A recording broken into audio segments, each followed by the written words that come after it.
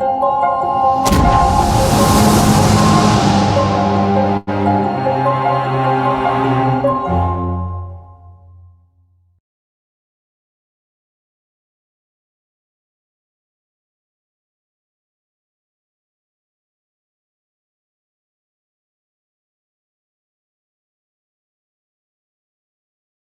going to be an educational week for sure. And we are, as Chairman Bartlett said, we're going to be sitting like we are in committee. And we're going to pattern what we're doing today after a formal congressional hearing. And first of all, we have with us Congresswoman Darlene Hooley, and we have Senator Mike Gravel. We have Congresswoman Carolyn Kilpatrick, and we have Congressman Congressman Merrill Cook. And we are all retired. So among us, we have 80 years or more experience, but 80 years just on the federal level. And Roscoe and I were classmates. We have 20 years each. And I have to tell you, it is our commitment today, as if we were part of a hearing in the House of Representatives, it's our commitment to listen through objective ears and to ask the kinds of questions that we think that the American people would like us to ask, so that they can become better informed, because obviously there's going to be a press on this. And we would like to make the public more aware, and we would like to have a hearing that could lead possibly to legislation or policy making. So if we're objective, if we're businesslike, and we stick to the issue, I think we're going to have a very, very interesting week. And right now, though, we get to swear in the first two witnesses. And initially, I think Dr. Edgar Mitchell will be brought in on Skype. Good morning, Dr. Mitchell. Good morning. I am a former astronaut, flew to the moon on Apollo 14. And so I have a little bit of off the earth experience, but also I grew up near Roswell, New Mexico, a ranch boy, and the so-called Roswell incident of 1947 occurred when I was a senior in high school and getting ready to go off to college in the East. So, and I have been interested in this subject for many years, but let me set up the basic credentials. For the first time in our human history, our technology has shown us the how huge our universe, some would call it a multiverse, is, with billions and billions of galaxies and galactic clusters and stars, and many of them, and we know we've identified a few, many of them so far, that possibly could have living systems on them, living beings, and we have a history that I'm aware of, particularly starting with the Roswell incident, but even long before that, that we have been visited by aliens, visitors from different star systems and different planets. And of course, if we continue our endeavors, we will, in due course, be able to go outside our solar system as well. At the moment, our technology is not allowing us to do that, but in due course, we will be able to do that, I'm quite sure, and we must, because our sun will only last a few more billion years, and we're even doing things to it that cause it to be life on this planet to be unsustainable at the rate we're going, by using up non-renewable resources and so forth. And so we have to rethink about this whole issue of our being here on this planet at this point in time, and how do we continue our life here, and how do we continue being stalwart citizens of planet Earth and keeping our civilization going, and eventually be able to leave our planet and go somewhere else and investigate somewhere else, because we're not alone in the universe. They have been coming here for a long, long time, it seems. The evidence would suggest that. We have been having visitors for a long, long time, perhaps hundreds, maybe even 1,000 years.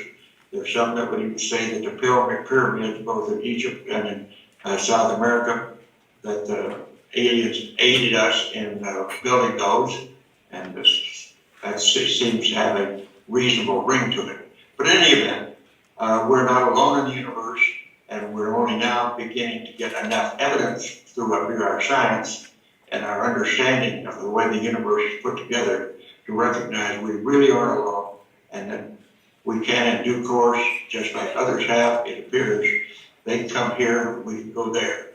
And so I think we'll have a lot of testimony here today regarding that fact, and I urge you to listen to it, and let's open this up to the larger picture and acknowledge, yes, we're not alone. They are here. We can go there, and in due course we will. And I've been very interested in this for the last 16 or 17 years on the basis of speaking about it publicly.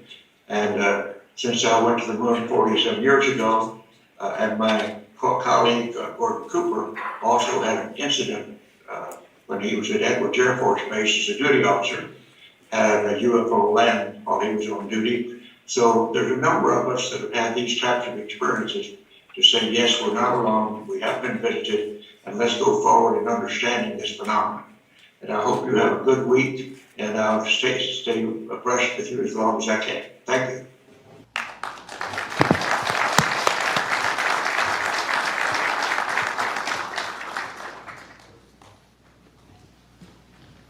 Good morning. I'm Paul Hellyer, former Minister of Defense of Canada and a long-time participant in politics and governance. Over many decades of service to the Canadian people, I've come to understand and appreciate the importance of open, transparent government and the power of truth as antidote to the many afflictions the body politic is heir to. The true currency of the 21st century will not be gold or silver or a basket of currencies, however useful they may be. It will be trust. Without that commodity, progress and right action are undermined and delayed. There is only one way to regain trust: find and tell the truth.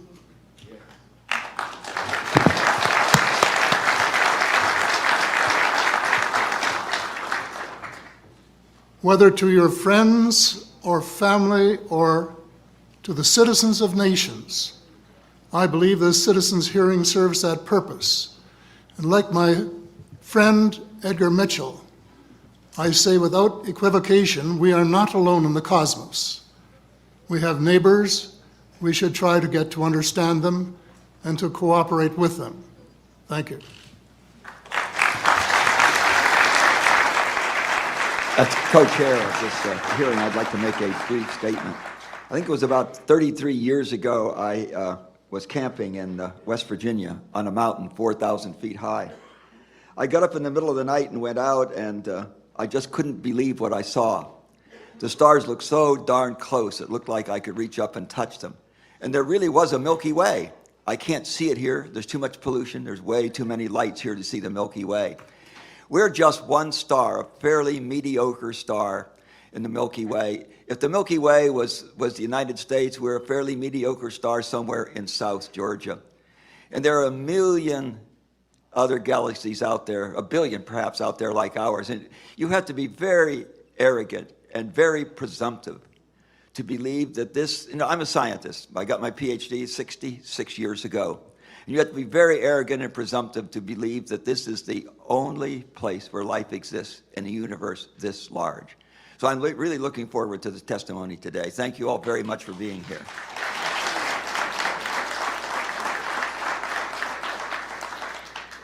So I'd like to acknowledge we're running about 13 minutes late. If we could have Ms. Howe, Mr. Dolan, Mr. Friedman, and Mr. Cameron come forward. And in a moment, I have the distinct honor of administering the oath. And gentlemen and Ms. Howe, if you'd like to repeat after me. I do hereby affirm I do hereby affirm that I will tell the truth that I will tell the truth and nothing but the truth and nothing but the truth to the members of this committee today. to the members of this committee today. Thank you.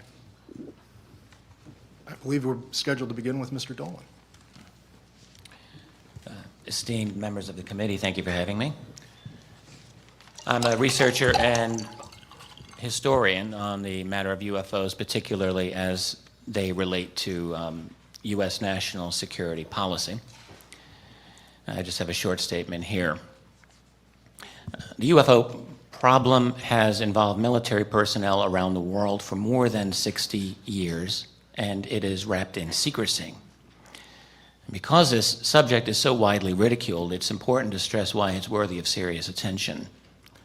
Stories of strange objects in the sky actually go far back in time, but from the 1940s to our own era, military personnel from the United States and many other nations have encountered unidentified flying objects, visually or on radar or both, sometimes at close range. These events happen not scores of times, but hundreds of times, perhaps thousands. Sometimes the encounter was nothing more than a solid radar return of an object moving at an incomprehensible speed, performing impossible maneuvers. Sometimes it included the violation of sensitive airspace.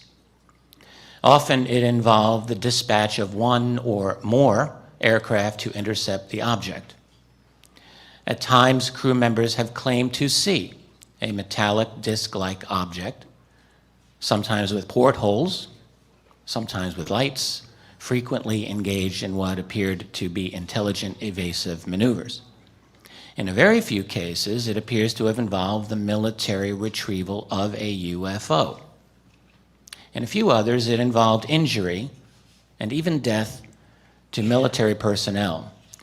And in a very large number of recorded instances, military personnel who encountered UFOs were adamant that they did not see a natural phenomenon.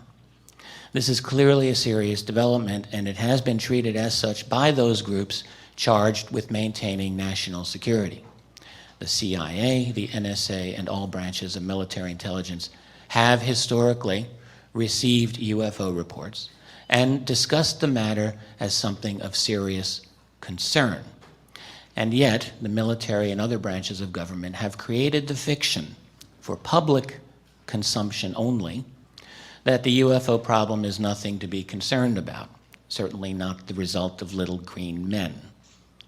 We are fortunate that starting in the 1970s, the U.S. Freedom of Information Act began to help researchers learn some of the truth that lay behind the facade of propaganda.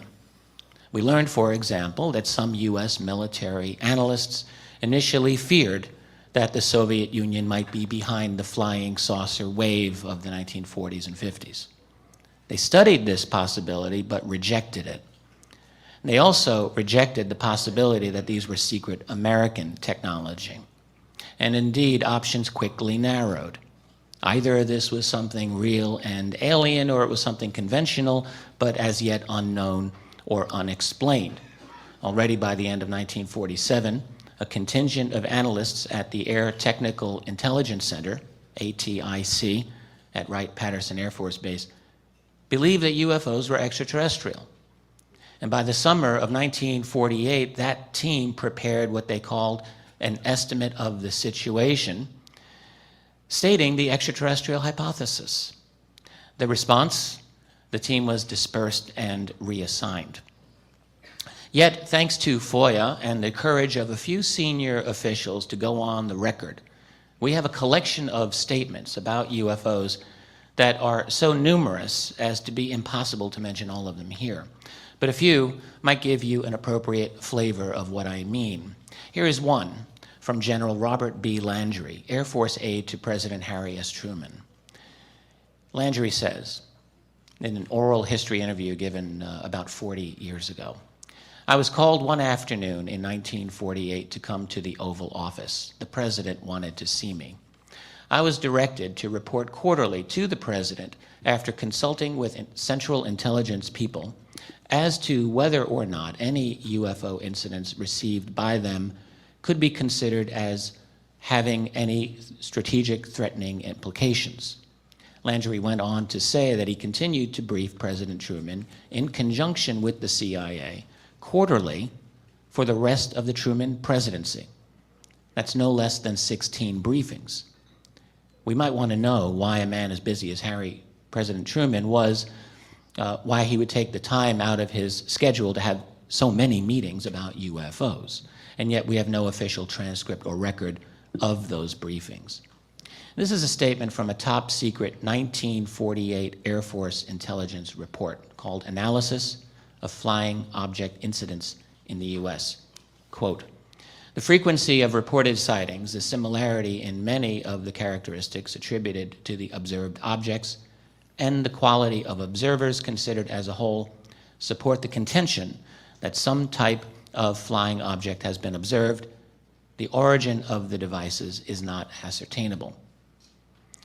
And just two more quotations here I want to give you. An Air Force intelligence report from 1951 relating to an aerial encounter by a U.S. fighter pilot. Object described as flat on top and bottom and appearing from a front view to have round edges and slightly beveled. Quite a bit of detail there. No vapor trails or exhaust or visible means of propulsion, described as traveling at tremendous speed. And one more quote from the early years, this one from a former head of the CIA, Roscoe Hillenkotter, speaking in 1960.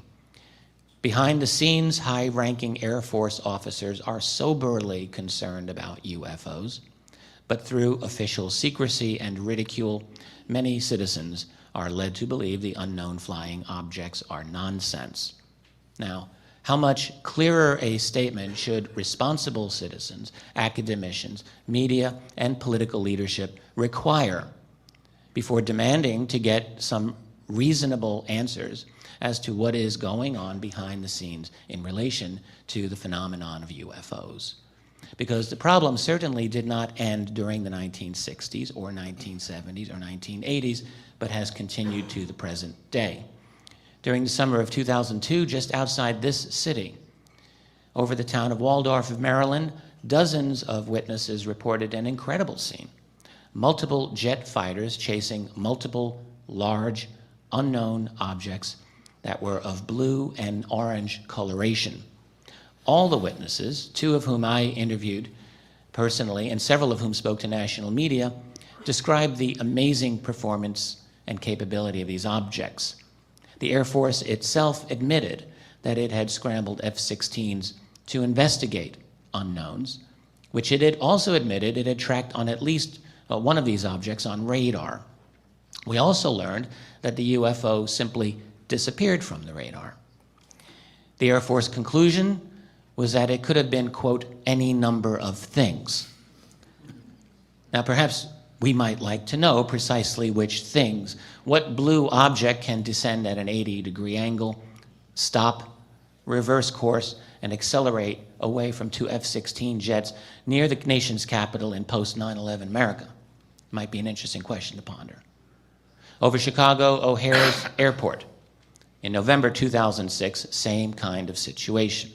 A dozen United Airlines employees, including at least one pilot while on the ground, saw a hovering disc-shaped object below the clouds. It then accelerated away so fast that it punched a hole through the cloud. United ordered its employees to silence, but one of them reported the event anyway. After denials by United and the FAA, both agencies were forced to acknowledge that indeed those people had made UFO reports. And again, we might ask, what might this have been over one of the busiest airports in the world, and why the steadfast silence and denial? These are only some of the better-known recent cases. There are, in fact, an overwhelming number of them.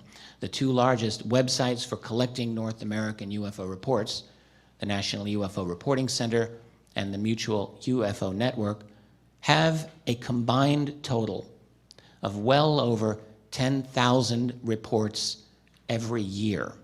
Every year. Now, clearly, many or most of these would turn out to be something prosaic if they were given an adequate investigation. But go through some of these reports. Many of them are truly incredible, and many of them have indeed received follow-up investigation. They are unexplained, and at least by our conventional wisdom, unexplainable. The combination of astonishing performance, powerful statements from selected senior officials, and unremitting silence and dismissal by our political establishment point to a problem. This is not merely the problem of cognitive dissonance. It is the problem of a political system in which the wheels have fallen off the machine. It is imperative, in the name of science and responsible public policy, that we get those wheels back on and begin a genuine, open investigation of this phenomenon. We demand and deserve answers from responsible officials who ought to be in the know. And if they're not in the know, we all need to investigate and find out just who is. Thank you.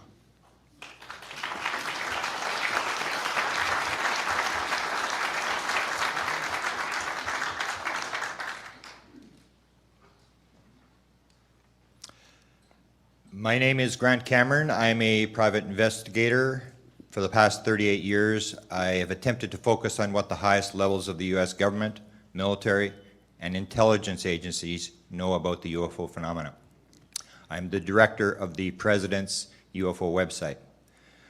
As Steve Bassett mentioned, the Obama administration has come out with an official statement stating there is no ET evidence for an interaction with ETs, and there is no cover-up.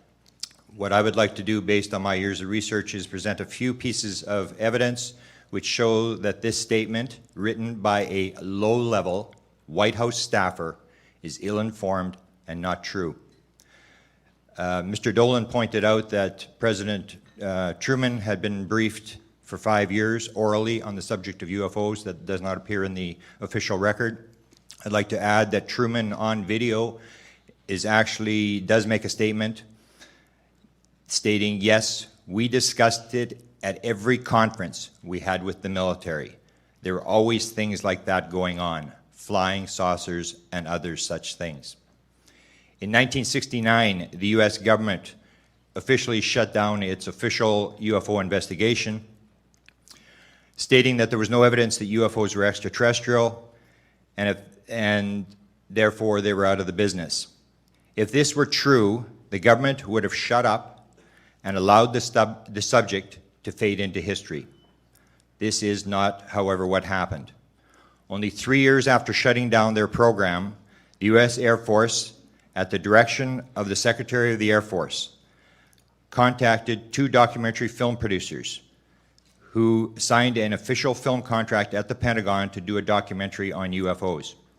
They were provided with a number of films and pictures, including a film of extraterrestrials landing at Holloman Air Force Base, of which they used 8 seconds in the final production. They were given another film marked Top Secret that was never returned and is still in their possession.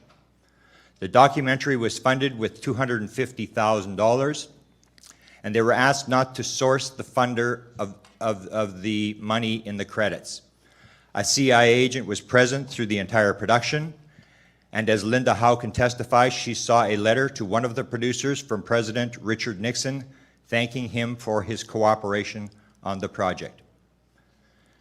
Former Senator Barry Goldwater wrote extensively on UFOs, such as in 1975 when he wrote about his friend General Curtis LeMay, who refused him access in 1964 to the Blue Room at Wright-Patterson Air Force Base, where alien hardware and bodies were rumored to have been held.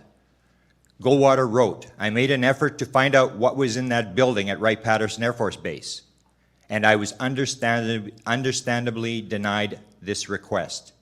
It is still classified above top secret." As chairman of the Senate Intelligence Committee, Goldwater continued to answer UFO letters, stating in one letter, "This thing has gotten so highly classified, it is impossible to get anything on it." In another letter, Goldwater wrote, "I have no idea who controls the flow of need to know because, frankly, I was told in such an emphatic way that it was none of my business that I've never tried to make it my business since." And finally, Goldwater wrote, "I have been interested in this subject for a long time, and I know that whatever the Air Force has on the subject is going to remain highly classified." Those waiting for the president to stand up and say ETs are here should know that that event occurred on June the 27th, 1981. Steven Spielberg stated that after the screening of ET the Extraterrestrial in the White House Theater, Reagan, quote, "just stood up and looked around the room, almost like he was doing a head count. And he said, 'I want to thank you for bringing ET to the White House. We really enjoyed your movie.'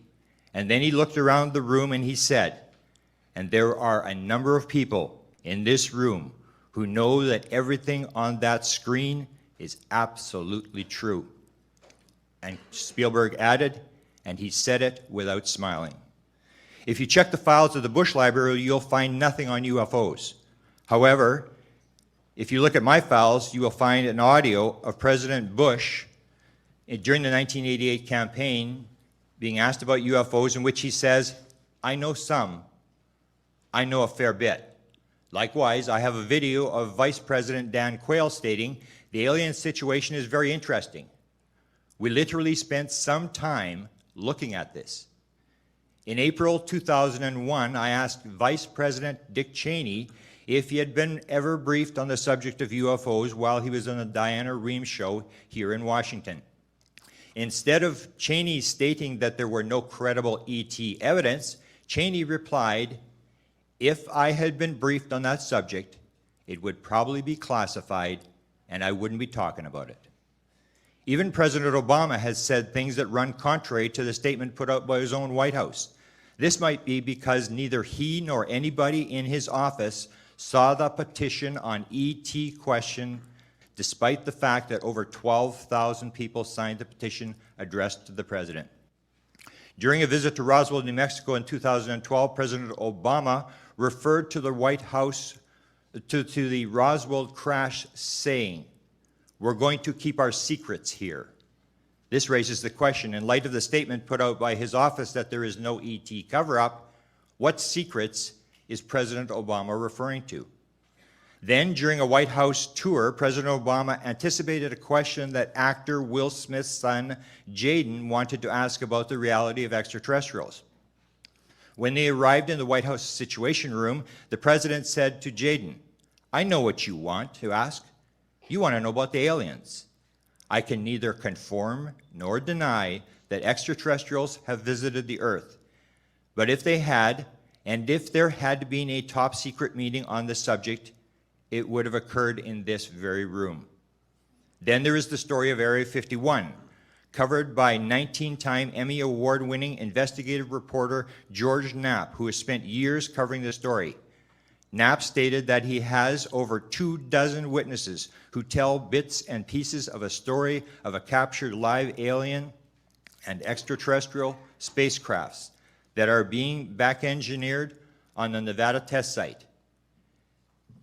He has also revealed during interviews that he had a discussion with Senator Howard Cannon shortly before his death, and that Howard Cannon basically confirmed to him that he had talked to Goldwater and the stories were true. Knapp stated that 6 of his witnesses were threatened, which succeeded them from stopping them from going on camera. Finally, in July 2012, Chase Brandon, a 42-year veteran of the CIA, was a guest of the 2 million listeners of the overnight radio talk show called Coast to Coast. His words on the ET cover-up were clear, as he referenced material he had seen at CIA headquarters. To quote Chase Brandon, "I absolutely know, as I sit here talking to you, that there was a craft beyond this world that crashed at Roswell, and that the military picked up the remains of not just a wreckage, but of cadavers. 100% in my heart and soul, said Brandon, Roswell happened. There was a craft and absolutely cadavers. I don't know where the stuff is, but I know that Roswell happened. Thank you.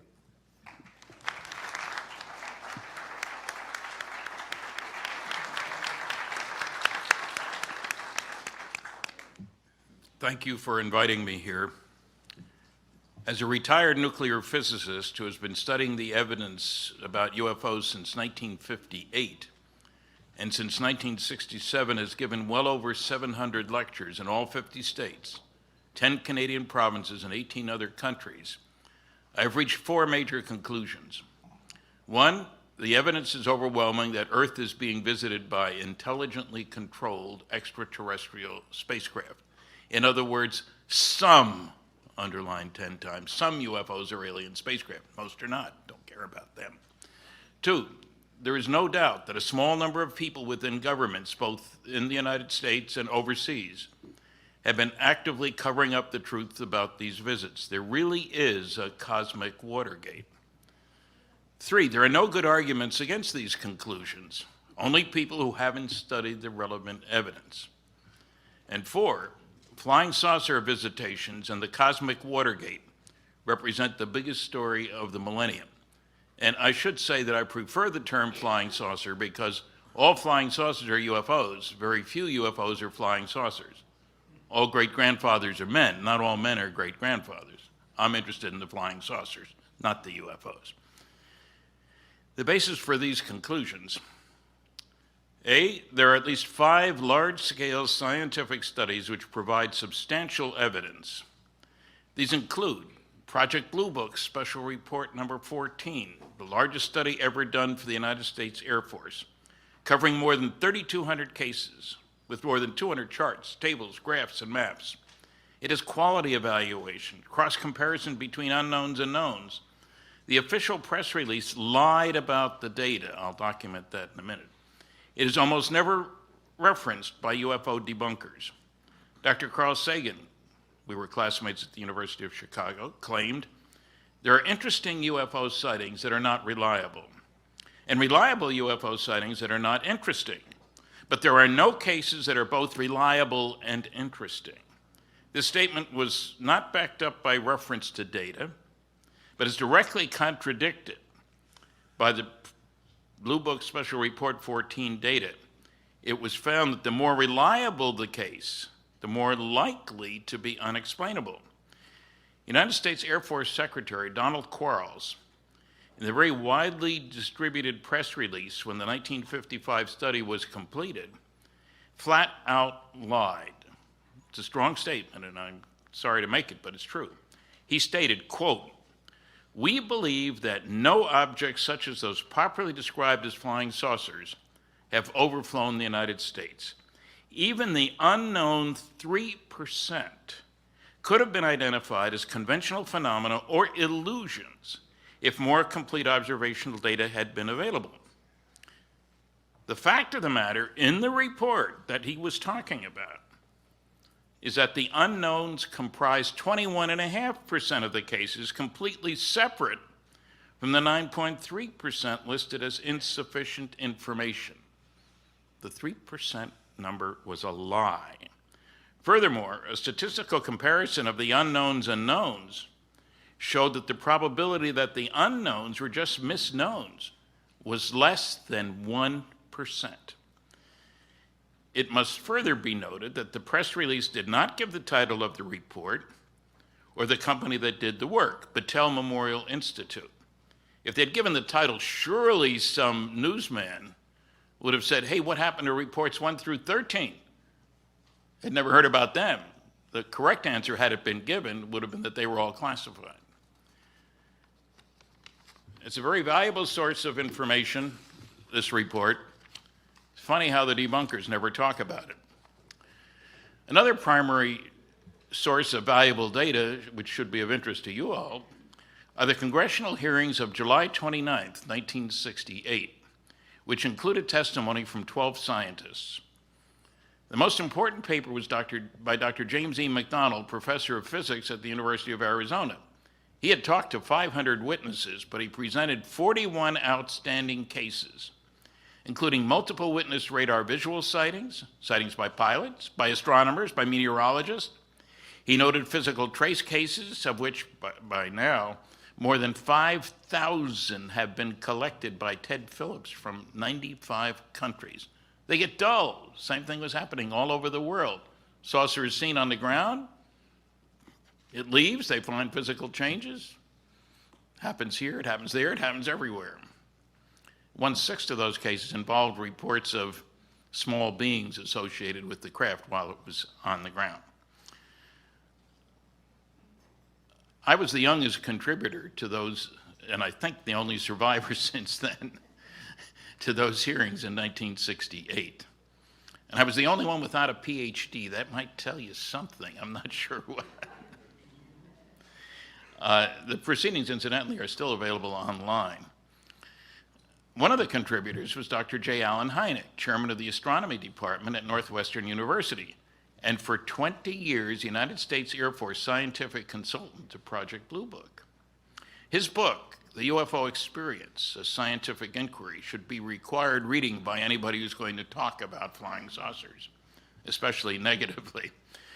According to another source here, according to a special UFO subcommittee of the American Institute of Aeronautics and Astronautics, world's largest group of space scientists, 30% of the 117 cases studied by the University of Colorado, government-sponsored study in the late 60s, and discussed in the Condon report, Edward U. Condon, could not be identified.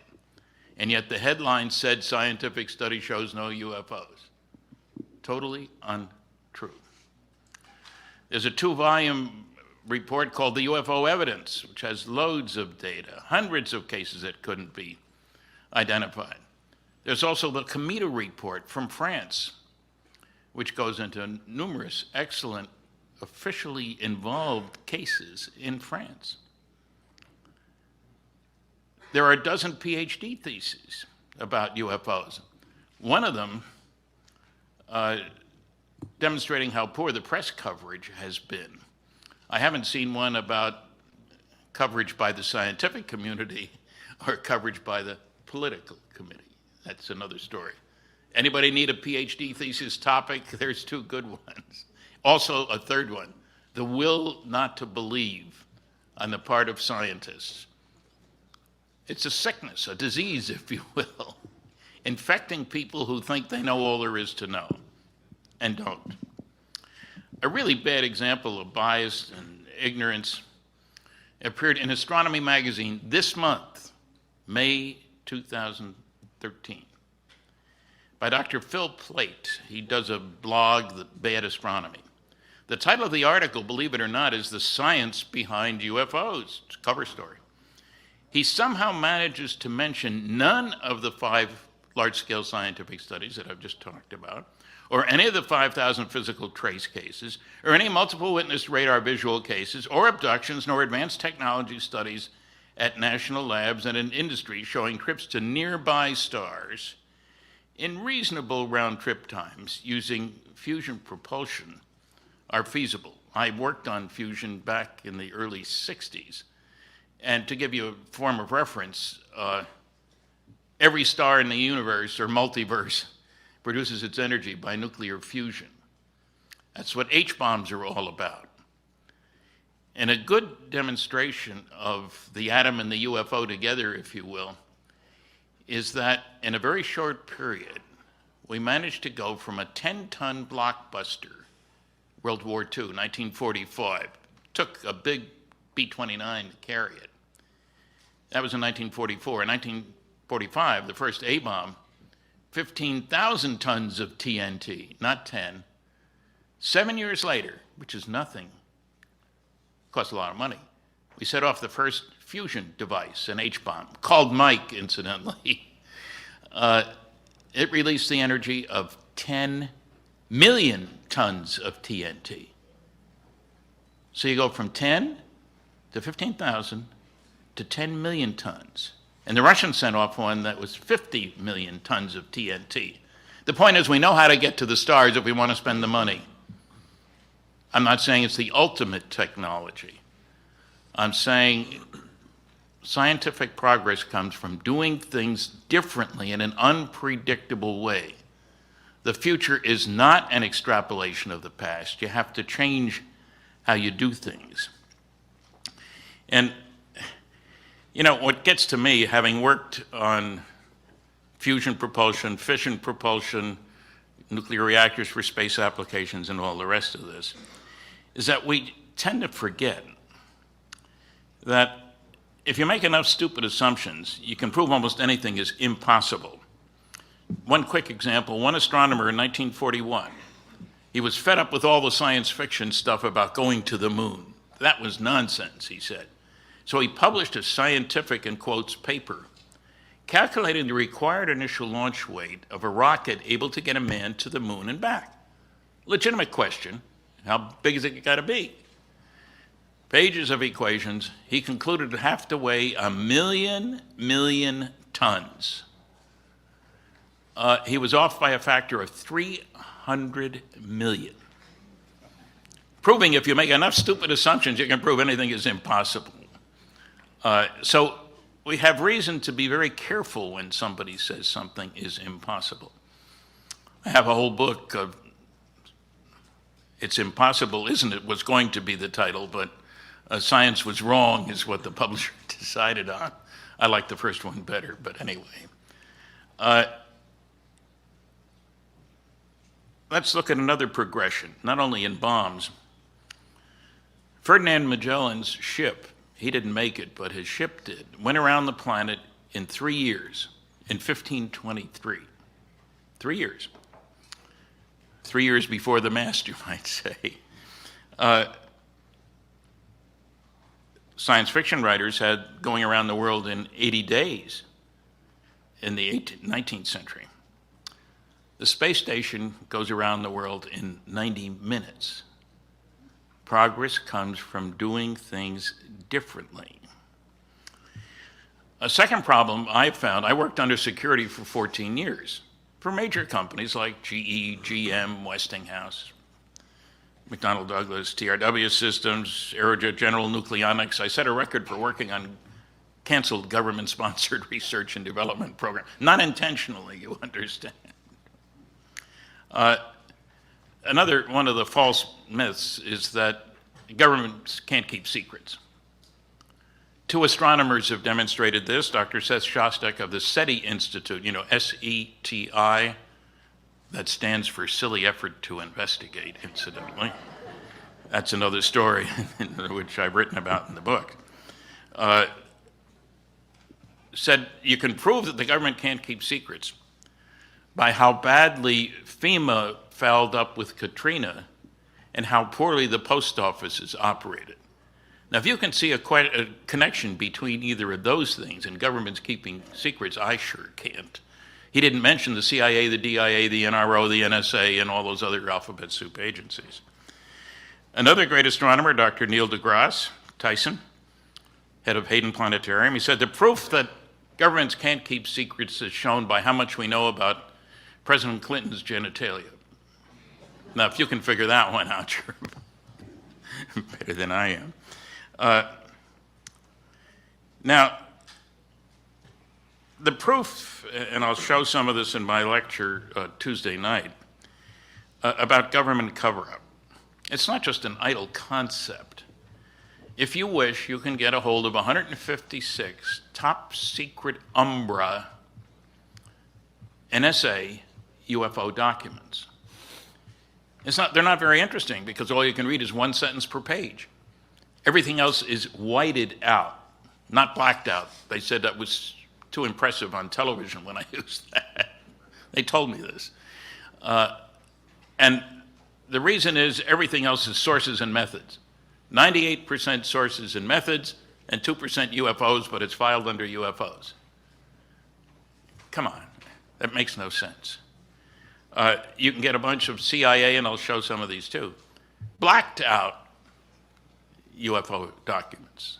so highly redacted that you can read about 6 words per page.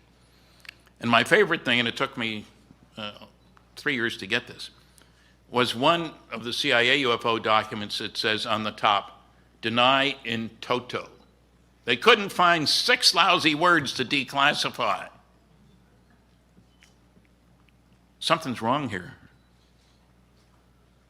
And I have to tell you, 1 minute? Okay, I won't tell you. Maybe I'll tell you that Tuesday night. One more thing.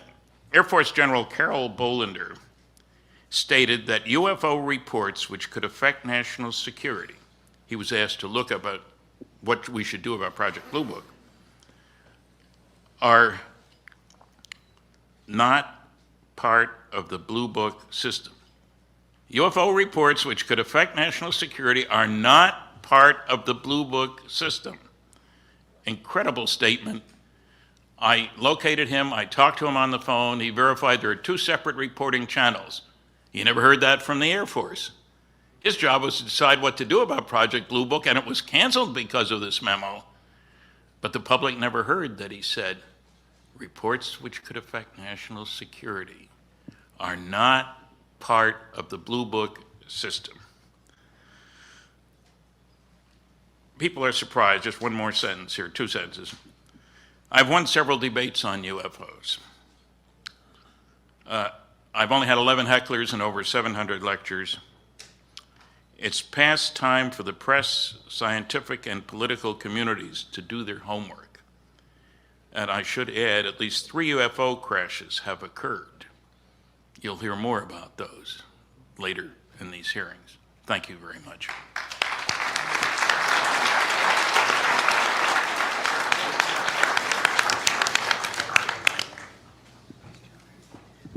Chairman Bartlett and distinguished citizen hearing on disclosure panelists and my hearing colleagues. My name is Linda Moulton Howe. I grew up in Boise, Idaho, where my father, Chet Moulton, was director of aeronautics.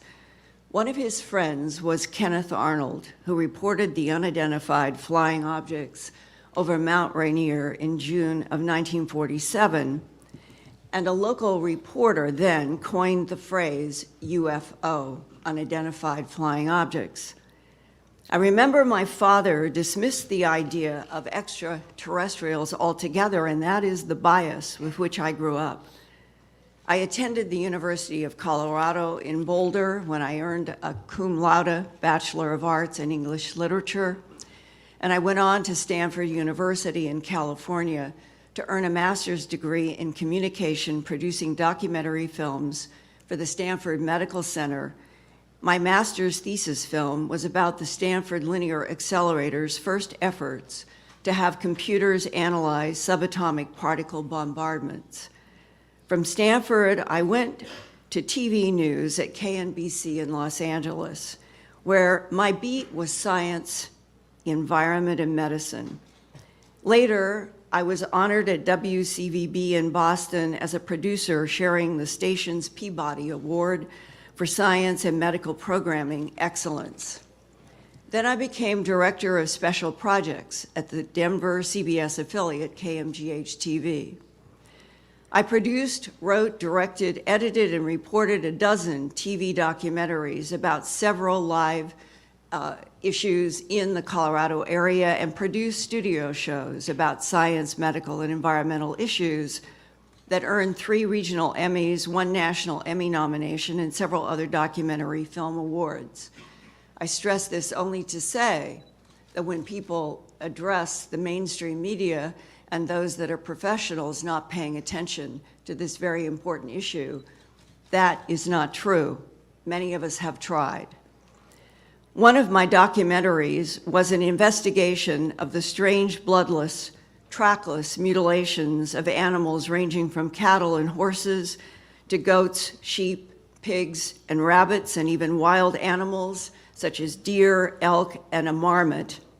Many of you may not know that the United States Forestry Department for decades has had photographs, I've seen them with my own eyes, of deer and elk with the ear, the eye, the tongue, the jaw flesh, the genitals, and the rectum cord out, all bloodless, but that is also kept as a top secret unless a reporter like myself ends up getting a leak from somebody who is inside the forestry department and shows me the photos.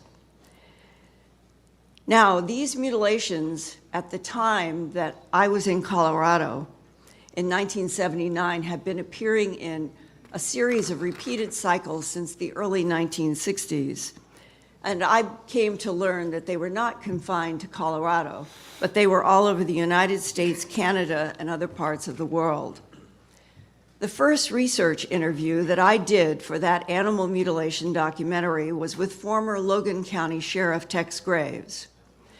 He told me bluntly on my first meeting with him, quote, "The perpetrators of animal mutilations are creatures from outer space," close quote.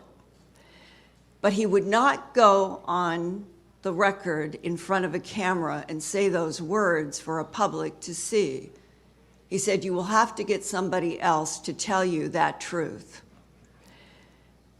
And in fact, a few ranchers told me about beams of light from round or glowing objects in the sky that they had seen with their own eyes pick up cattle from a pasture or lure an animal to a pasture, dead with the same bloodless excisions. The beam transport would explain why there are no tracks, not even the animal's own tracks, around bodies that are found on dusty pastures that have no grass. The animals are found in what is equivalent to face powder with no tracks around a 2,000-pound or 1,800-pound animal that has an ear, eye, tongue, jaw flesh, genitals, and rectum removed without any blood. The documentary that I produced, A Strange Harvest, was awarded a regional Emmy. Home Box Office in New York City later contacted me to follow up on A Strange Harvest with an hour special for HBO with the working title, UFOs, the ET Factor.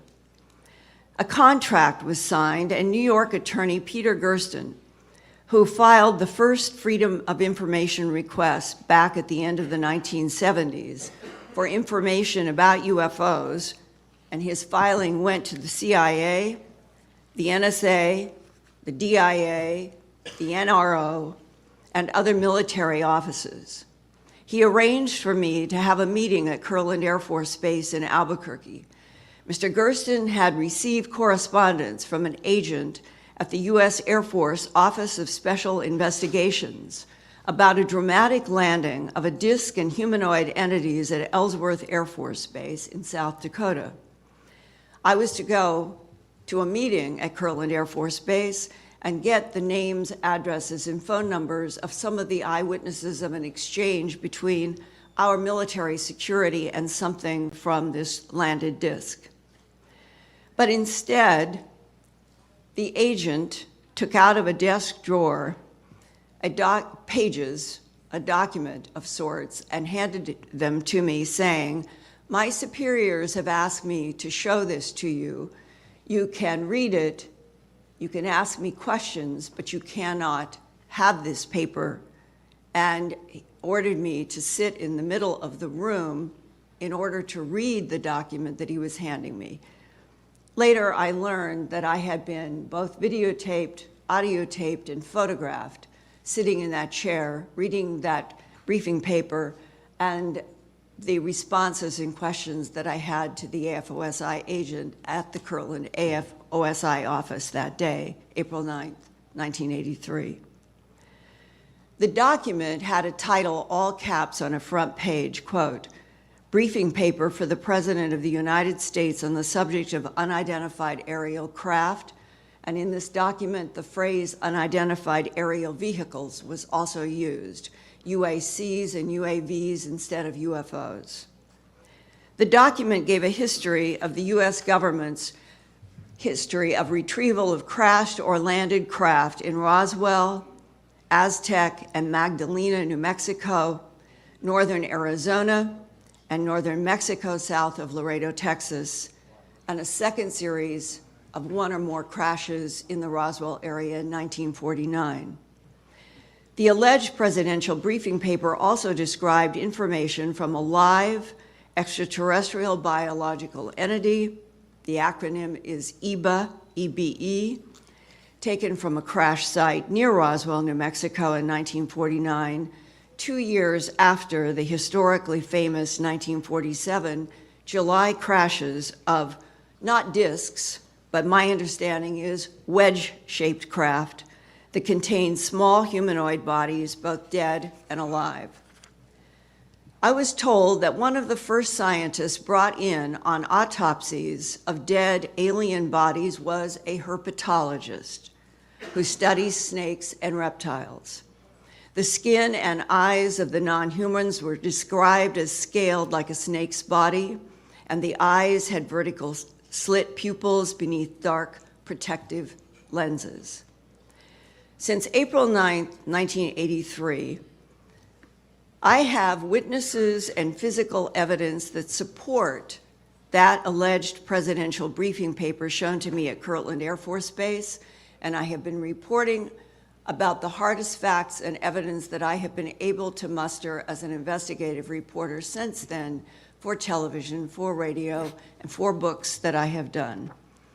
Today, on April 29th, 2013, 30 years later, as a longtime TV producer and investigative reporter who produces the science and environment website, earthfiles.com, and also reports monthly for Premier Radio Network's broadcast of Coast to Coast AM in Los Angeles, I can, before you today, assert that the pressure of facts accumulated from military and intelligent eyewitnesses, from ranchers and pathologists, from pilots and astronauts, from fellow human experiencers in the UFO abduction syndrome, and from leaks by scientists and computer experts who have worked on back engineering extraterrestrial technologies extracted from non-human craft, there is no doubt that the United States government since World War II and the FDR and Truman administrations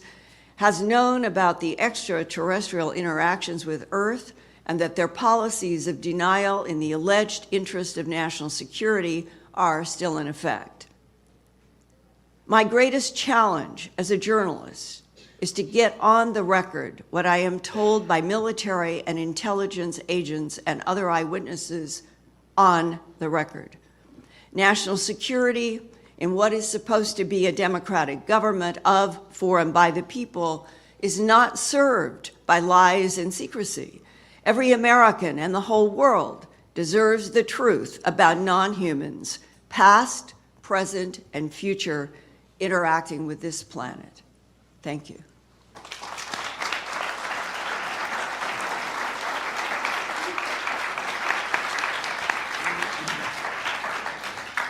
If I've done the time calculations correctly, we now have about 5 to 6 minutes for each of the 6 members of the committee to engage in questions with the panelists.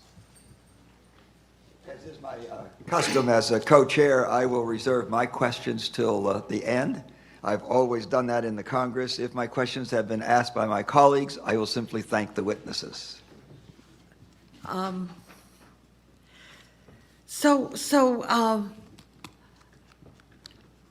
Mr. Dolan,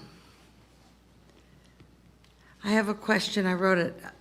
Personal experience. Have you had personal experience in this regard? I don't really know if any personal experience I've had is particularly noteworthy. On 2 occasions in my life, I saw what I think might be vaguely considered a UFO. Most interesting, many years ago with my son, who was a small boy, was holding his hand in a bright blue, perfectly blue sky. I saw an object that was quite unusual, brighter than anything I'd ever seen in the sky other than the sun. And he was very small. He watched me staring at this thing, silent and wondering, what happened to Dad? And I turned to reassure him for one moment, and I looked back literally 1 second later, and the thing was gone. I have no idea what it was. That's really never been my motivation for studying this. I fell into this topic about 20 years ago while doing dissertation work on U.S. national security circa 1950, and just stumbled into the topic of UFOs, and I guess you could call it an obsession ever since. So why do you think that there, I mean, I know it's opinion, so we get this. Why the steadfast silence and denial? What? I What's the think the risk? implications are vastly, very profound. If we try to rewind the clock 60 plus years back to the 1940s and just imagine, just pretend for the moment that it actually happened, because many of us, I think it did, that an event, say at Roswell, happened, or maybe elsewhere, or other types of grave violations of airspace were going on. You think back to the very post-World War II era, the world was in a state of just flat on its back, trying to get back. There were millions of homeless people around the world, people on the brink of starvation, the early Cold War. It was not a stable time, and one would have to assume the last thing any president would be interested in doing would be to say to the world, well, we have this other phenomenon here too. We don't know who these people are. We don't really know if they're friendly or hostile. How can you tell the world that you have this under control when you yourself don't really know the full implications of what this is? So I think the logical thing that would have been done, and in particular if anything was recovered, because this is key, if one of your top scientists or generals approaches you and says, sir, we've recovered this exotic technology that's not from our civilization, and if you tell the world you have it, now you've got the specter of the Soviet Union, it becomes very difficult not to share this technology. The United States did not want to share atomic technology in 1947. Clearly, why would they want to share something as exotic as ET technology or whatever? Well, okay, but this is the 21st century now. Right. So what I think what happened is simply that secrecy becomes secret, it becomes profitable, it develops its own reason to be. It develops its own kind of logic. And I also think that much of it has sort of gone away from formal government channels and seems to become increasingly privatized. So, do I have time, any more time? Okay, one more quick question. Mr. Cameron, 6 witnesses threatened. How were they threatened? And who threatened them? I'll give you an example of a couple of the witnesses. One witness was a woman who was a steno for a military contractor who had been involved in discussions when it appears material was being moved from Wright-Patterson Air Force Base to Area 51. She was in on these meetings, and she had agreed to go on camera with George Knapp. After this story started to break in 1989, she was visited by 2 officers the same day she was going to go on camera, and they said, we just want to remind you, you have a security clearance, you're still under oath. We know that you and your daughter travel back and forth between Las Vegas and Los Angeles. There's a lot of desert out there. We would not want to have something happen in the desert. George Knapp told me personally, this woman is so scared that 20 years later she still will not talk about it. They had witnesses at Nellis Air Force Base, the golf instructor at Nellis Air Force Base, the golf pro, the guy who did the taxes for the generals. They had got to know all the generals and had been told the stories about the fact that the crafts were at Area 51. This is all for true. One of the key witnesses is a guy by the name of Alfred O'Donnell, who the Appropriations Committee at Congress actually tried to talk to this guy. He was one of the highest ranking people at Area 51. George Knapp had a number of witnesses, and he figured that he wanted to track down this Alfred O'Donnell. Figured if anybody knew if the Area 51 crash saucer stories were true, it would be Alfred O'Donnell. He got to know him, got to be sort of friends. And he said he basically stalked this guy because this guy would know, and basically went to the guy's house. He's an expert on nuclear weapons from 1947 on, wired a lot of the first nuclear weapons, and he was showing him test site photographs from the nuclear stuff, and then he closed the book. He said, you didn't come here to talk about that, did you? And George said, no, I didn't come here to talk about that. He said, you came here to talk about UFOs, didn't you? And George said, yeah, that's why I'd like to know about it. And he said, well, and George said it took 6 months to get this guy to talk, and the guy, bit by piece, he wasn't allowed to tape, he wasn't allowed to take notes, And in the end, he's basically said, yes, it's true. Area 51, we have the saucers there, and George said, aren't you afraid that there would be, the story would get out? He said, no, we were afraid it would get out. He said, what do you mean? You had an alien, it came all this way, you kept it captive? He said, we didn't know what to do with it. We couldn't communicate with it. That is one of the highest level guys at the Area 51 site, is still alive, and a man who knows the whole story. Thank you. Ms. Kilpatrick. A few things. Thank you very much for your testimony. Very, very good, very good. Mr. Friedman, you were going to answer or add something to what Congressman Woolsey said. I'll give you that opportunity for a minute of my time if you'd like. Okay, I was going to recite 6 reasons for... Probably can't do 6 in a minute. Give me a minute. Oh, sure you can. You want to figure out how Okay, the all right. saucers work. You worry about the other guy figuring out how the saucers work. You worry about it if an announcement would be made that the younger generation would push for an earthling orientation if we were told the planet's being visited. No government, including ours, wants that. We have the problem of Pat Robertson saying all the UFO stuff is the work of the devil, and all the intelligent life in the universe is here on planet Earth. I take issue with that. Finally, we have 2 special things. If they're coming here, some people say it's going to upset our whole technology. They've got things that will get rid of the oil industry, the car industry, plane industry, economic chaos. Reclaiming my time. Thank you, sir. Thank you very much. Mr. Cameron, you mentioned that you are, and I'm assuming it's currently the president's, director of the president's UFO website. Are you currently that? Yes. And that means for President Obama? No, I have a website that basically, my experience was I had a sighting, everybody was interested, but I basically wanted to find out who knew what was going on. I went up the chain of command, figured the president's the most powerful guy, this is one of the most important subjects, what does the president know? So what I've done, I have a website that accumulates all the stories of what the various presidents have said, rumored stories and sightings. That's what I've done. I have a site that deals with the presidents and the subject of UFOs. Okay, so that's where I wanted you to explain that, first of all. So then does any of the presidents, and what year did you establish that? When was that established, the website? It goes back about 15 years. Okay, so then the presidents there, the 3 or 4, President Clinton, President Bush 1 and 2. I have the stories from all the presidents. And do they acknowledge the website and have given you any support, or is it just like, ooh, you can't talk about it? I've gotten no interaction with the White House. They have been on the site a few times, but Okay. no interaction. So it's for information for people of the world to access. For the public, because there's a lot of rumored stories, and I don't really say this is true, that's not true. There's a lot of rumored stories about various presidents who have seen UFOs, what they've said about UFOs, and basically I just put it down so everybody can look at it. Okay, that's good information. We need that. Thank you, ma'am. It's always one woman that comes through for everything that we do, so we thank you for yours, a different point of view and all of that as well. What do you do with all that information? You've seen it, you've read it in the middle of a room and photographed and all of that. What do you do? I mean, everybody becomes, we got nuclear scientists and all of that at the table. Are you frustrated? I mean, what are we going to do with this? It's a world phenomena. You all know better than I. We're kind of neophytes here, except for the scientists here.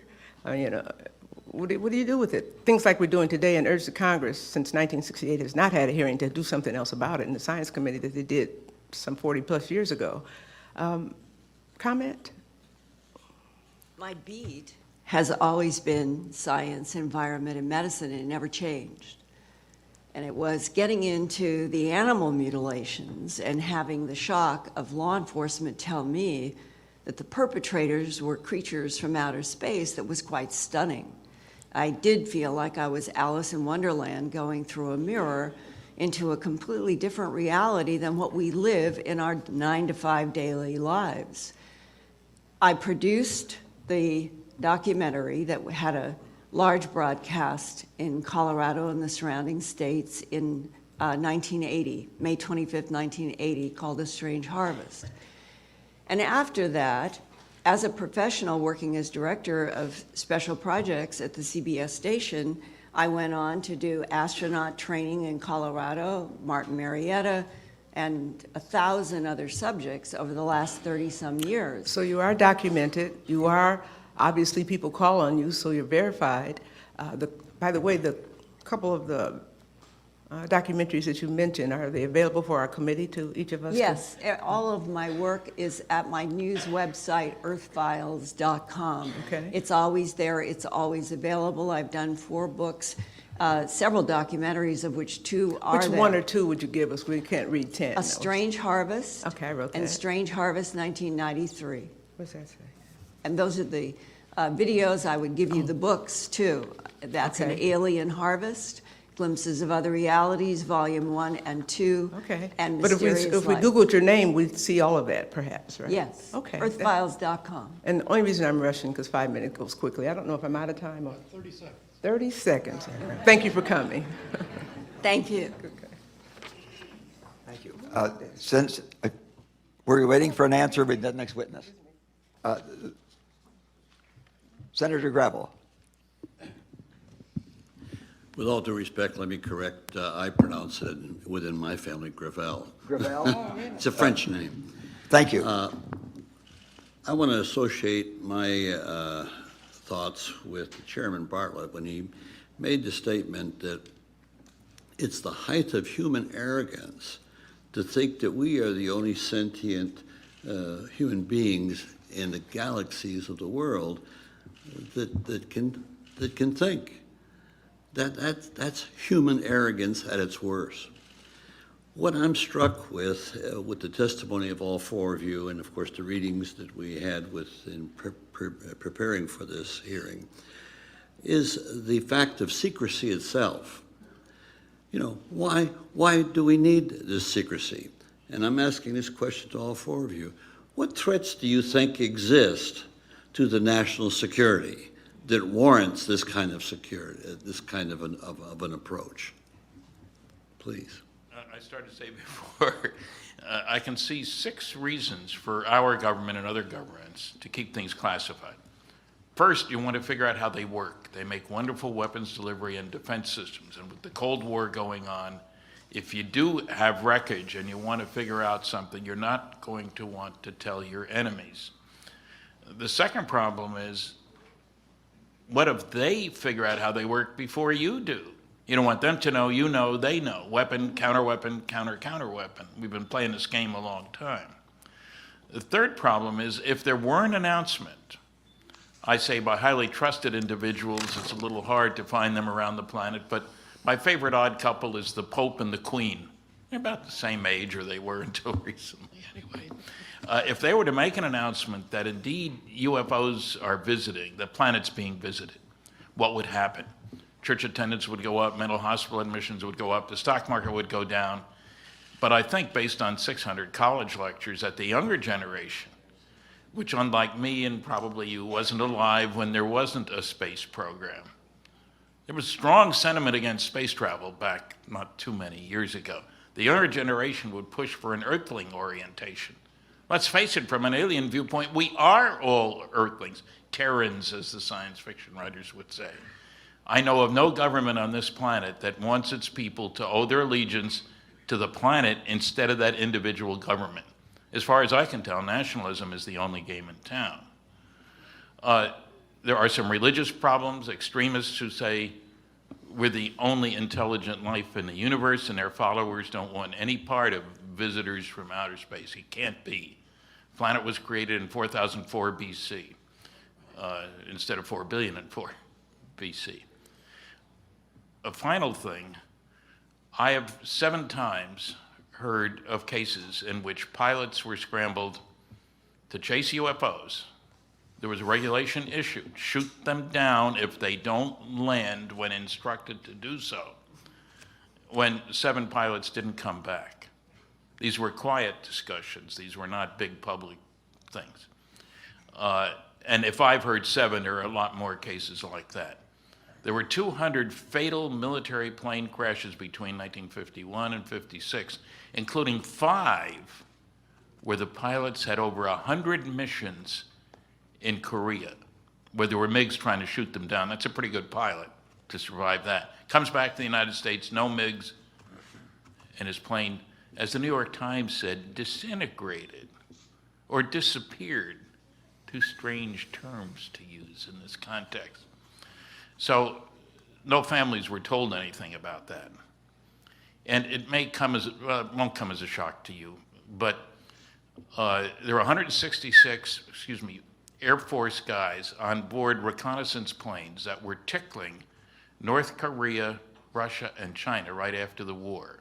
See how quickly the radar came on, what frequency used, and all that sort of stuff. 166 wind up in planes that were shot down. Not one word in public about that. Families were not told until 2001, where a meeting was called and the medals were given out and an explanation was given. I say that only because a lot of people think, well, certainly they would have told the families, those 7 planes.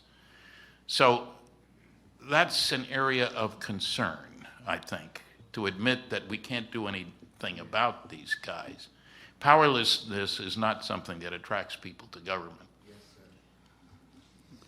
May I add a very quick follow-up, and not taking a lot of time. I talked earlier about why I think that the possession of certain radical technology would have initiated some of this secrecy. Also, I think the need to maintain some level of social control, not knowing what these other beings were, at least in the early years. But I think what happens is once a secret goes on for long enough, it becomes a real nightmare to kind of contain. I can only imagine the difficulty that President Obama would face if he were somehow to make this announcement. I mean, really, if he were if something were to force him to make an admission that yes, these UFOs apparently, at least some of them, are real. What does he then say at this press conference? I know what he'd like to say, which is, well, thanks everyone, I'm going on a vacation for about 6 months. Because there are a lot of follow-up questions that would be, frankly, very uncomfortable for him to deal with. I think one of the questions that most responsible journalists would want to ask is, how on earth were you guys able to keep this secret for over 60 years? How did you do it? And the implications for getting into that whole issue are a nightmare, because you're starting to deal with, has there been some level of control or over the mainstream major media, academic community? In fact, there are many off-the-shelf academic studies that show intelligence community influence over our major journalism and over our major academic communities. It's not a big secret. There's a long-standing relationship. But there would be some very deep questions to ask about that, about the nature of special access programs and unacknowledged special access programs, the primordial black budget. All of these would now become the target of citizen inquiry. And I believe firmly that an admission on this topic, in addition to all of the scientific and existential issues that it raises, also gets into just some nasty, concrete political issues that I don't think any presidential administration would want to have to deal with. And I could add to Please. that, from leaked sources, military and intel that I have encountered in my career, there is a complexity that as you go deeper beyond lights in the sky craft, a government interest in back engineering technology. There is testimony from, for example, someone who had worked at Wright-Patterson in the medical department, who has told me, and this is a historic fact as far as I know, that on one of the first autopsies that were done from one of the crashes in Roswell in 1947, and that was not the beginning. We had been retrieving craft and bodies from at least 1941 in Cape Girardeau, Missouri. But in terms of Roswell, one of the bodies, when the surgeon took a scalpel to start a T or a Y section on the autopsy, the report was, this is not tissue, it was fabric. And that in 1947, our government was discovering that they weren't probably dealing with the prime intelligence that was behind the craft, that they were dealing with something that would fall into the area of androidism. Today, we have drones that are overflying the world. Back in 1947, our government came to understand that some of the bodies that they were taking from these craft were not even biological tissue as we understand it. And then you combine that with a sentence that I read in the alleged briefing paper that I was shown at Kirtland Air Force Base in the OSI office, the quote, which has never left my mind: "These extraterrestrial biological entities manipulated DNA in already evolving primates to create Homo sapien," close quote. Then that suggests that the relationship between what is in the skies, on the ground, underground, and interacting with humans and animals and plant life on this planet, as one man working for the DIA in retirement told me, "Linda, we are convinced that the intelligence interacting with this planet has been here for more than 270 million years, predating the dinosaurs."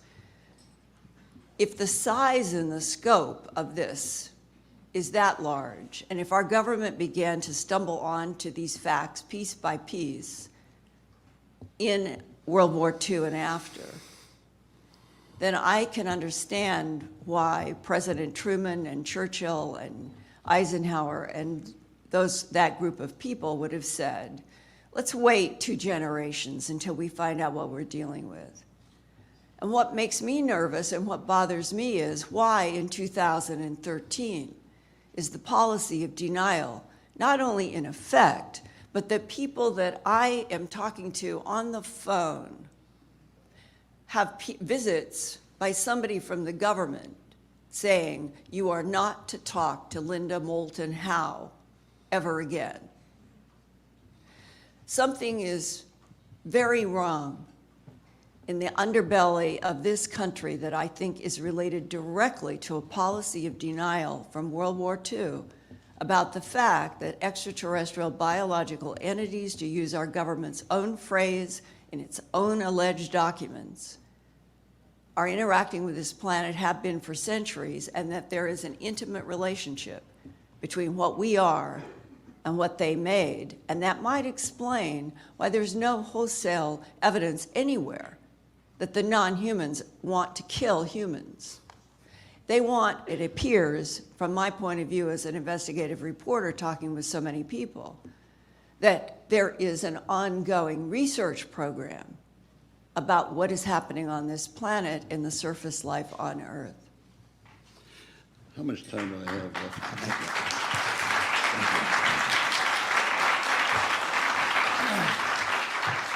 We're now running about 10 minutes late, Mr. Chair. Pardon me? Yes, I understand that time is slipping away. Several of my questions have been asked. I hope that that's true for the next 2 witnesses so that their question period may be shorter. Congressman Cook. I would like to claim my 5 minutes, Chairman, if that's all right. I'll give you 6. I'd like to ask Grant Cameron, maybe the first question, and if the others have a comment, be very happy to take those too. And Mr. Cameron, take a minute, but the others maybe 10 seconds if they have something to add. I think you're the one that talked about 5 years of hearings for President Truman. And Briefings, yes. Yeah, and many, and well, I know that Mr. Dolan also mentioned this. I guess 16 different, did you say 16 different? We figure between 16 and 20 briefings. Okay, is it possible that the Truman administration was concerned at the time more about either the Soviet Union, which you did mention, I think, Mr. Dolan, or Nazi Germany as a source of some of the unidentified flying maneuvers they were watching and reporting on and being very concerned about? I think it's basically the minute they looked at the Roswell crash, if that was the first crash, they saw technology. It's classified. End of game. This is, you're not giving this to the Soviets, you're not giving it to the Chinese. This is our type of technology. On Thursday, I'll refer to a Canadian government document, 1950, where the Canadians went to the United States, talked to American officials, and one of the things that they were told is that mental phenomena was involved with the saucers. So there's a lot of technology here, and you just have to think, are you going to give the technology that you may hear this week at this session, are you going to give it to Al-Qaeda, are you going to give it to the Chinese? To me, it was simple that Truman and the people around Truman saw technology. We need this. This is unbelievable technology, and whoever gets this technology rules the world. We're not giving it away. It's classified. End of the story, and that's how it has started, and that's how it's been maintained. Let me just add, sir, to answer your question relating to the Soviets and Nazis and so forth. in the early era of this, these types of questions were being asked. They absolutely were. The question is, because you have different levels of security, I mean, in the declassified documents that we have, really, the top secret and above, we have very few of those. So the declassified documents that are available to citizens are of the level of secret and confidential and restricted. Lower levels, they're still important, but they're not typically, very few that are actually of top secret. And I think that this is significant because what has come to us are some lower level classified debates over the nature of these. And many of those did focus on, did the Soviets create a flying saucer with their cache of German scientists? Did we do this? In those documents, I have seen no significant evidence to point to the Soviets or our own German scientists. Okay, before I invite maybe 15 seconds from both Mr. Friedman and Ms. Howe, could you also comment on the testimony here that hasn't really said a whole lot? It was mentioned briefly, but a whole lot about sightings before the 1940s, before the Second World War. I mean, I know you mentioned that there have been credible sightings for many, many years before, but we really don't get a whole lot of interest on the part of an administration until the 40s. Now, doesn't that add a little bit of question in terms of whether what we've just been talking about might have been a real concern for the number of hearings being held? I can add one thing. What happened in July of 1945, we tested a bomb, White Sands, and then we dropped 2 in August on Japan. And I believe that that action, which was a nuclear event, became a focus to this intelligence. And therefore, that's how the government became so intensely aware. Can I add? Sure. I've done the presidents. I spent a lot of time trying to find stories of UFOs back in history through presidents. It starts in Roosevelt's day. It ties into the atomic bomb. If you go through presidential history, presidents are watched very closely. All their records are kept. I can find nothing before Roosevelt. So this is tied into the atomic. Okay, but you're not age. saying, Mr. Cameron, are you, or any of you saying that President Wilson would have never been interested in phenomena that might involve extraterrestrial? I think that the difference is that we really only in our own society develop much of a capability of detecting them. I mean, in World War II, we get radar. So we develop electronic means of detection. We, for the first time ever, have a lot of people in the air. So I think in earlier times, it's not that this phenomenon didn't happen, but there were fewer stories and not really in front row center of our consciousness. By the end of World War II, there were 3 things that told our visitors from out there that soon we'd be going out there, which would scare the heck out of them because we're such a primitive society. Atomic bombs, powerful rockets used to kill, not to deliver the mail, as some people said they would, and powerful radar, the beginning of the electronics revolution. The only place in the world in July 1947 where you could check out all 3 of those was southeastern New Mexico, which is where Roswell is. I'm going to reclaim just the last 30 seconds if I can, too. And again, if you'll take just maybe a quick yes or no. In your views, is it possible that if there indeed is such thing as extraterrestrial, unidentified flying objects, that they would be more likely to be artificial intelligence instead of normal intelligence, given timescales of travel? Nearest star, what, 2 to 3 light years away, for example? I think artificial intelligence is an extremely valid hypothesis. I've entertained it for many years. I think they would be the product of an advanced. I mean, we're less than a generation away from having our computers talking to us and claiming possibly to be sentient themselves. This is what AI theorists, and they're all mainstream people. It's a very common belief. So I have to assume that some other civilization will have gotten to that point. And a confirmed physicist working on ring lasers at Wright-Patterson told me in the 1990s that he had firsthand knowledge about the extraterrestrial story, and that he, as a physicist, in the work that he was doing, that they knew, meaning the people that are involved with studying the phenomena in the government, that we are dealing with technology so advanced that they literally can bend space, time, and move point to point through the universe. And that physicist from Wright-Patterson at a table used what is now a metaphor generally in this whole subject. He took the napkin on the lunch table and he put it and said, Linda, this is what they do. And he put one point and he did like this. This is space-time, that we're dealing with technologies that can bend space-time and put the corner to the corner. And that is why Euclidean geometry and time as we know it on this planet have no relevance to the phenomena and the intelligence that we're dealing with. Thank you.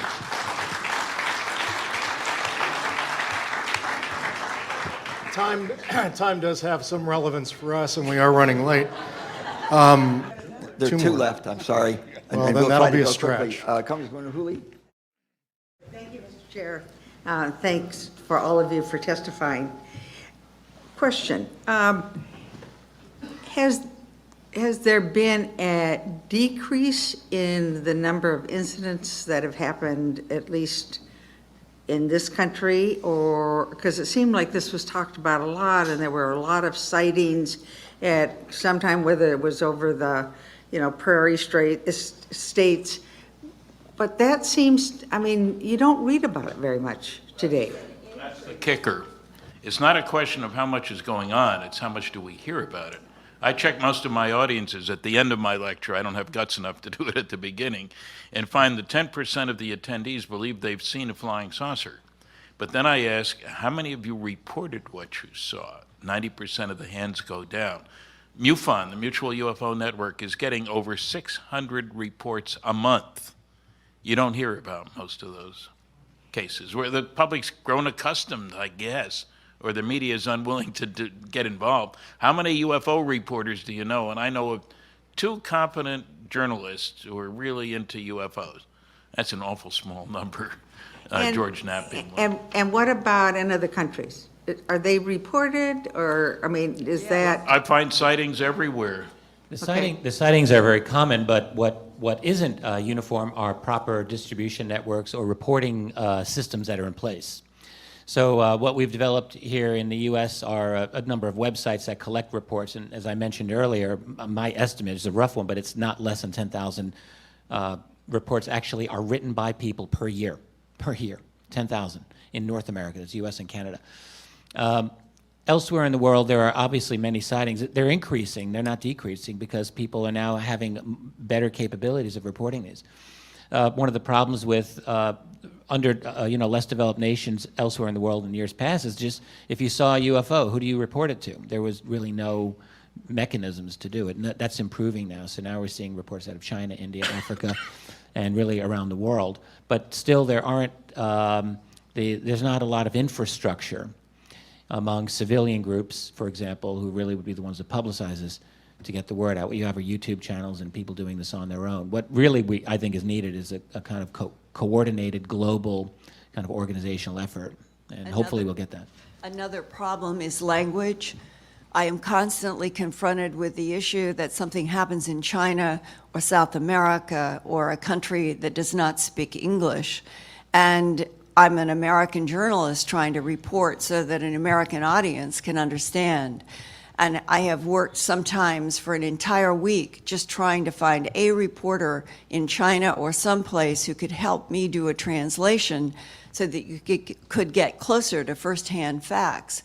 And it is so difficult. We're on a planet and where communication is basically blocked, whether it is country to country or even neighborhood to neighborhood in China, because the syntactical differences in the language there are so overwhelming that a man I know who lives there, works there from England, who tries to help, you still have translation problems there within very short distances.